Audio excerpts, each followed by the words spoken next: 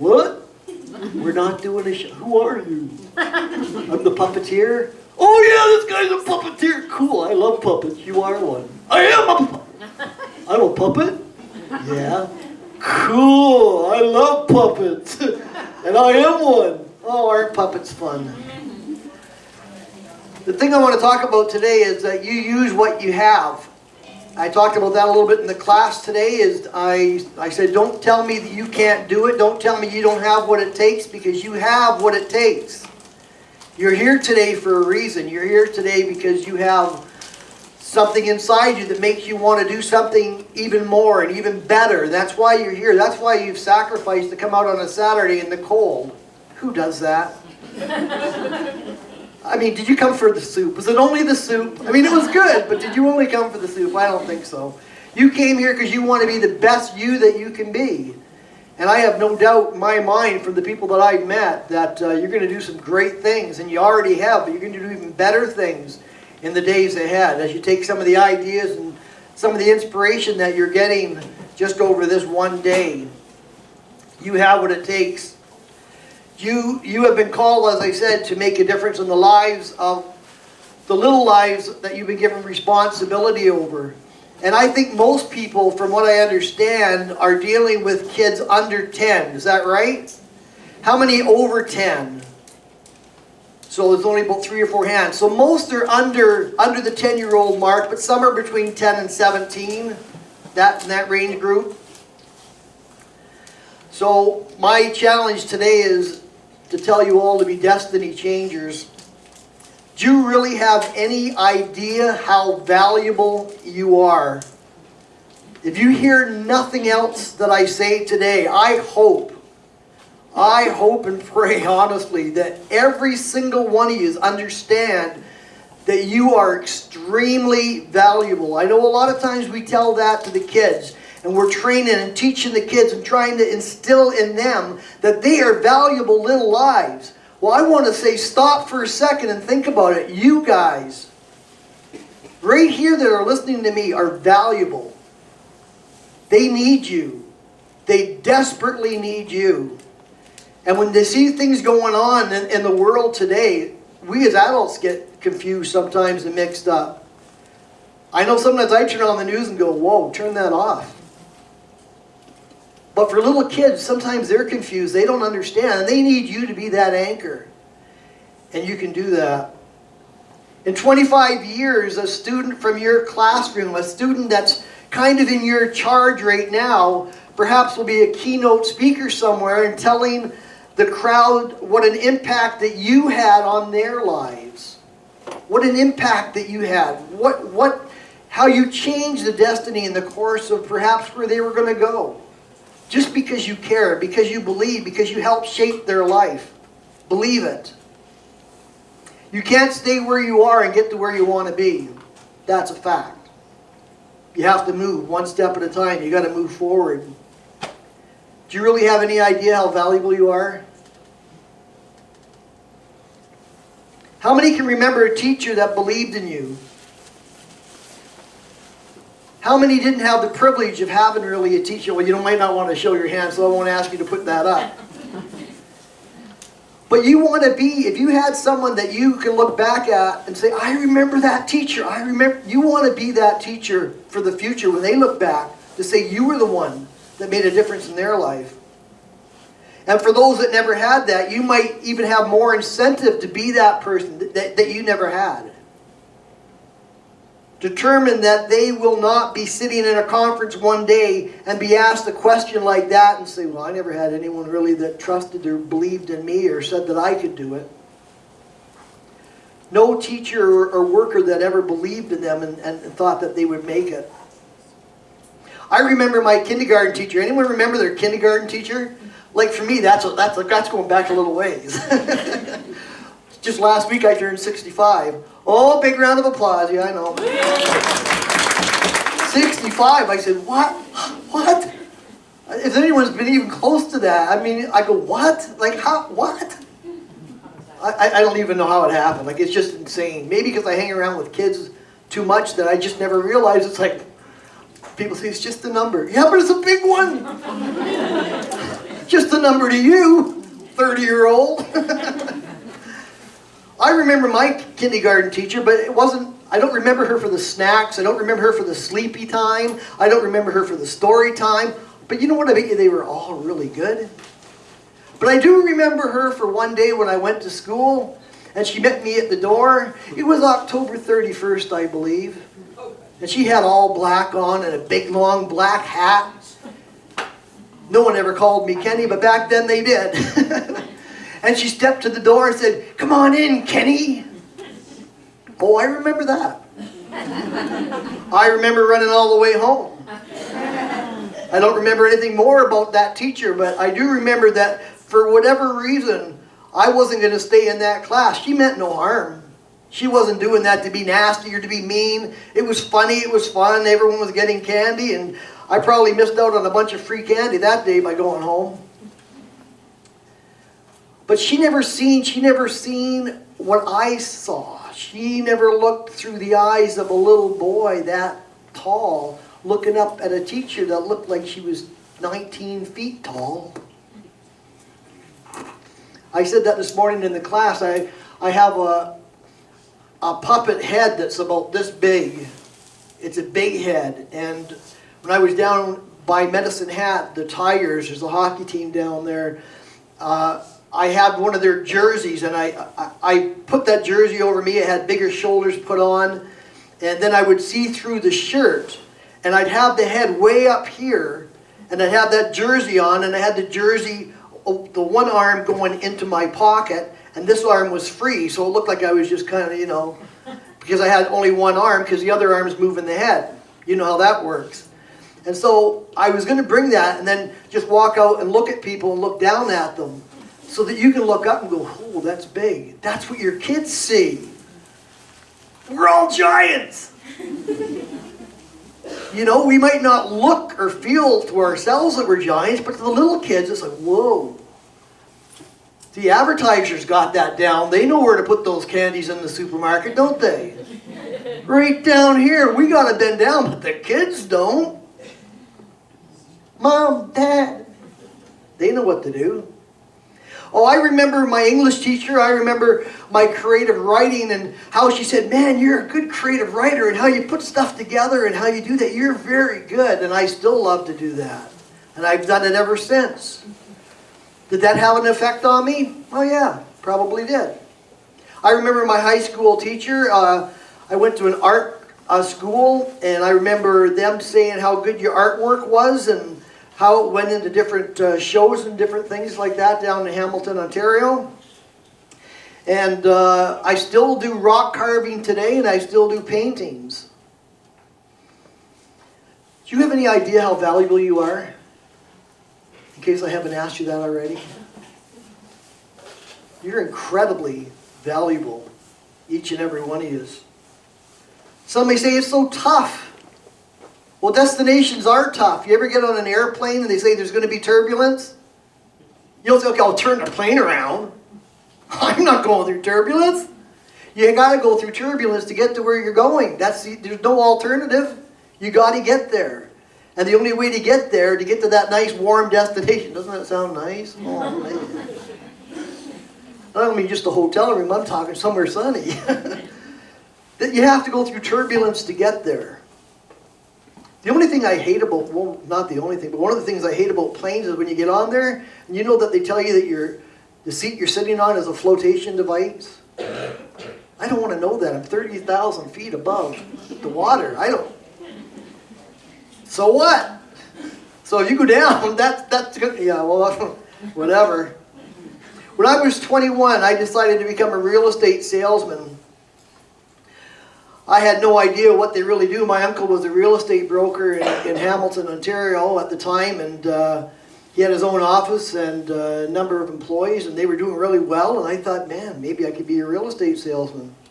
Didn't even know what they really did, except they sold houses.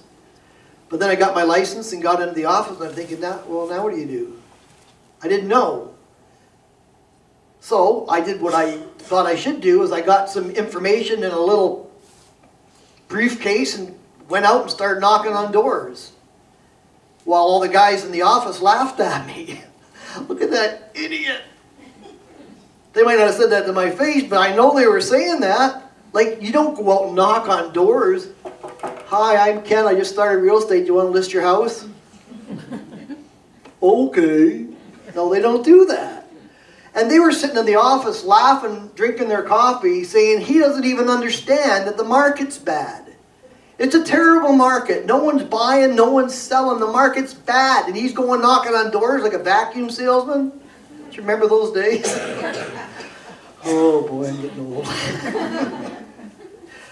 But I didn't know. That's what I thought.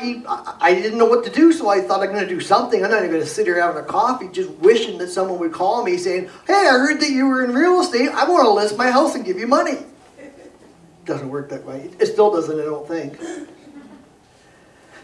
Well, in 2 weeks, I had 3 listings.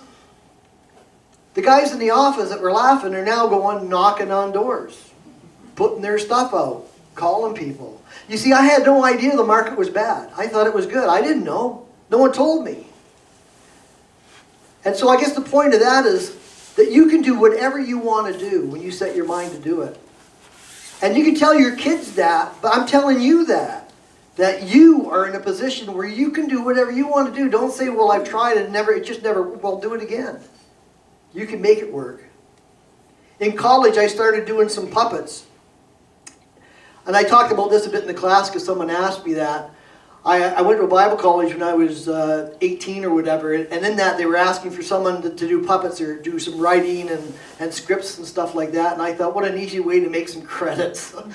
I'll do it! So I did. I started doing puppets and writing scripts, and they had a cable TV show there, so I started doing that, and that was fun. Never dreamt they would ever go anywhere from there. The puppets I had, like I was saying in the class, they were funny. They were pathetic. When I look back at it, I was like, man alive, who made these? Like, they were bad. But years later, I went to a Puppeteers of America conference, which I didn't even know there was such a thing. And there's like roughly 3,000 people from all around the world that have come to this Puppeteers of America conference with puppetry that I didn't even know existed. I talked about some of that in the class this morning, different styles of puppetry. Someone even got one of my elaborate puppet theaters this morning. Who was that lucky person that got, yeah, oh man, you want to see her after and see how crafty that was. But, so I went there determined that I'm going to learn something and try to understand whether there's any kind of future in this. And as I was there, they were showing all kinds of puppetry. They were showing shadow puppets, which I'd never seen like that before, where a little ant can come out of a little ant hole and grab a cow and pull the cow back down the ant hole. What? Like it was an animated cartoon right before your eyes, you know, just with a guy with a microphone behind this little white sheet with these little things. Like, yeah, it was incredible. And you'll be able to see a professional show not very long from now, right here by our Truly. But in that conference, when I had that, someone was doing some marionettes. There was a lot of really good puppeteering, and this puppeteering was good. It was marionettes, but what they were doing... See, you have to understand, I came with the idea that you can do, like, family entertainment. And so what they're doing in front of all these people are marionettes that are doing, like, a burlesque. They're stripping. And I'm sitting there going, like, what? Here's all these adults sitting around like fine china, a huge chandelier the size of this room, and we're watching this person do this, and it's like a light bulb as grew as a light bulb. And I'm thinking, if they can do that, why can't I do good, clean family entertainment and make a living at it? So I came back, went to CTV, had a puppet show there, had a TV show for 5 years, went to 19 different countries, went to West Edmonton Mall, West Edmonton Mall did 3,000 shows there, plus. In 5 years, from 80 to 81 when it first opened, had a big castle set up there. Went to P&E, Mana's World of Montreal, Toronto Exhibition, just all over the place. Why? Because I'm so good? No, because I just believed in what I was doing. And if you believe in what you're doing with those little kids, let's scale it down to exactly right where you are. I don't care if it's 2 kids, 3 kids, or 5 or 10. If you're going to do the very best that you can do for those kids, you're going to see a difference in their lives. And someday they're going to talk about, man, that teacher. Do you know how valuable you are? Do you have any idea how valuable you are? The point is refuse to quit. Just keep swimming, swimming, swimming. A lot of good messages in some of those cartoons. Oh, and Rafiki from the Lion King. That was a good line too. Oh yes, the past can hurt. But from the way I see it, you can either run from it or learn from it. And it's braver than you believe and stronger than you seem and smarter than you think. Christopher Robin from Winnie the Pooh. And there's so many others. How many have seen Pirates of the Caribbean? I should ask how many haven't, because everyone's seen it. The one thing that I liked Jack Sparrow said was in one of his movies was, the problem is not the problem is your attitude about the problem. Said as only he can with his teeth and all the rest of it like that. And another one that I really liked with what he was saying, he says, do you remember he's standing at the edge of that cliff and he's looking down? He says, you know that feeling you get when you're at the edge of the cliff that you want to jump? I don't have that feeling. I don't have that feeling. Take action. Don't confuse being busy with being effective. And don't be an if-only person. Some of you might have had the displeasure of seeing that movie Schindler's List, which is so sad and so horrific in so many ways. But the end of the movie, when he comes up with if only I had done that. If only I had done that. I could have done this. I could have done that. And I guess the point of what I'm saying today is don't put it off. Don't put it off anymore. Do the best you can now. Those kids that come into your class or those kids that you have charge over are looking to you for some answers.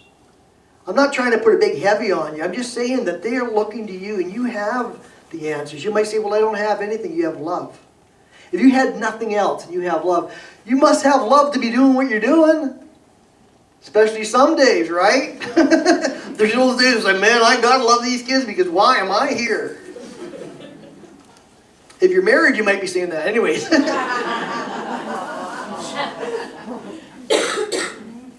Immerse yourself in motivational videos or audio and hang with positive people.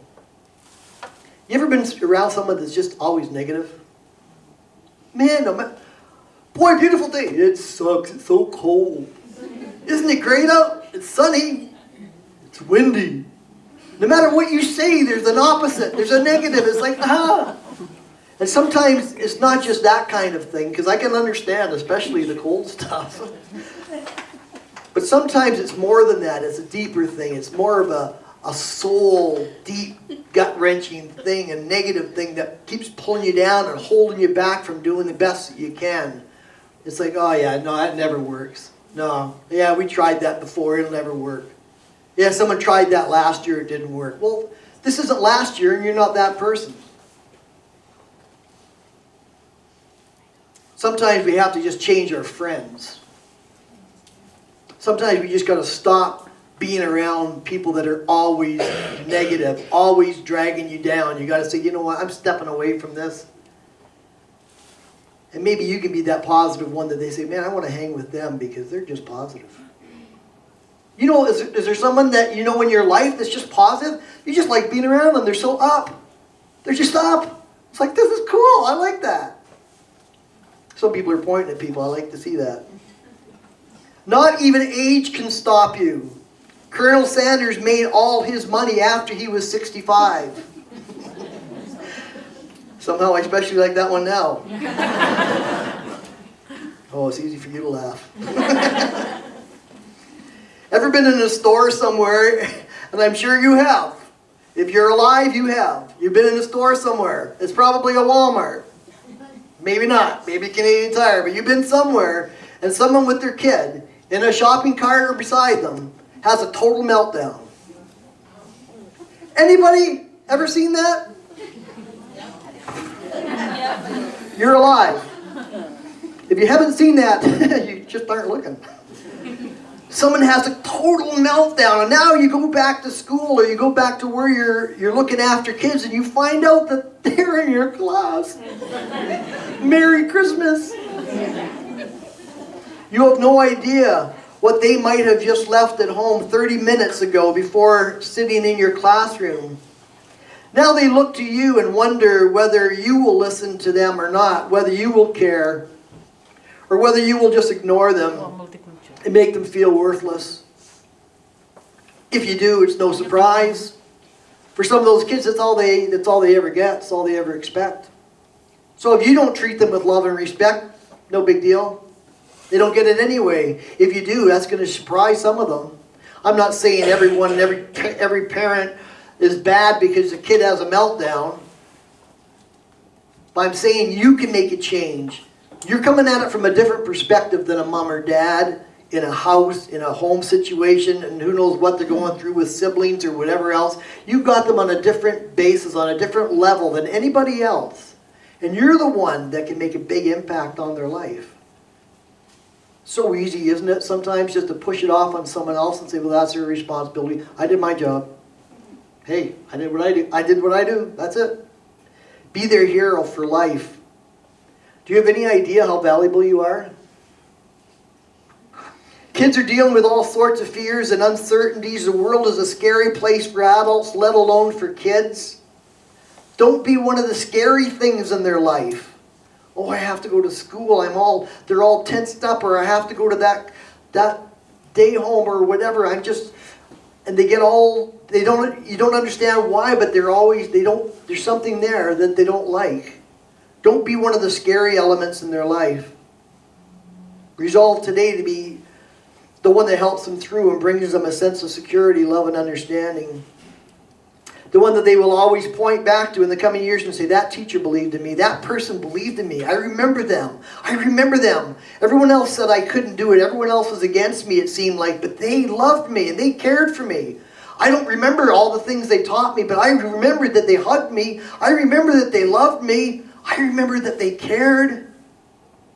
You see, that's way more important. Sorry for than education sometimes. We can have education and make it not really be a very nice person. You might even know somebody. But when you have love and acceptance and you're able to move ahead with that, you're able to love and effectively touch other people. Let them hear that they can make it, that you believe in them, and that they are valued, that they are not alone. They can be whatever they want to be, and with your help, they can make it. Kids learn more when they're enjoying it, just as adults do. When we're really enjoying something, hopefully we're learning more. We had some fun in the class this morning, but I hope that didn't take away from the learning part of it. Hopefully that just added to it. That we enjoy it, and so we remember it better. You've heard it before, that enthusiasm is contagious, and it truly is. It is with the kids. As you're excited and enthusiastic about what they can do and where they can go, they start to pick up on that. See things from their perspective. Get on your knees. Literally get on your knees and look them in the eye. That's what I love about working with preschoolers. I was saying that with the class. Now I'm able to just get right down like that, and you're just talking right with the kids, and they're looking right at you. And sometimes they'll come and they'll sit on your knee or whatever, and sometimes I'll get the little puppet around them, and I'll have them doing different things like that, and just get them totally involved. And it's funny because when you start doing that, and a lot of times it shows, and I've noticed that over the years. Someone pointed it out to me, and they said, "Did you see the adults?" And I said, "There's adults there?" I'm so focused in on what I'm doing with the kids that sometimes I don't really realize that there's adults there. Because I'm telling the kids that they're important. They're just as important as the adults. They're important as the teenagers, as the young marrieds. They're important. And so I'm looking and focusing on them when I'm doing something for them. Because they are valuable. They are important. Use what you have. Some are looking for a special gift to somehow well up within them. And if I only had that gift, if I could only do that, well, it's as easy as just doing it. Look at a puppet stage that I made this morning that we generously gave to someone.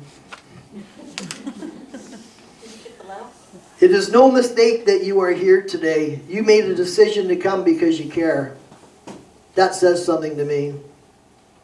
I believe that you are here because you want to be the very best you that you can possibly be. You have been given an incredible opportunity to change a child's life, to change their destiny. It is up to you whether to take up this challenge or just go to work. That's totally up to each one as an individual here this morning or this afternoon.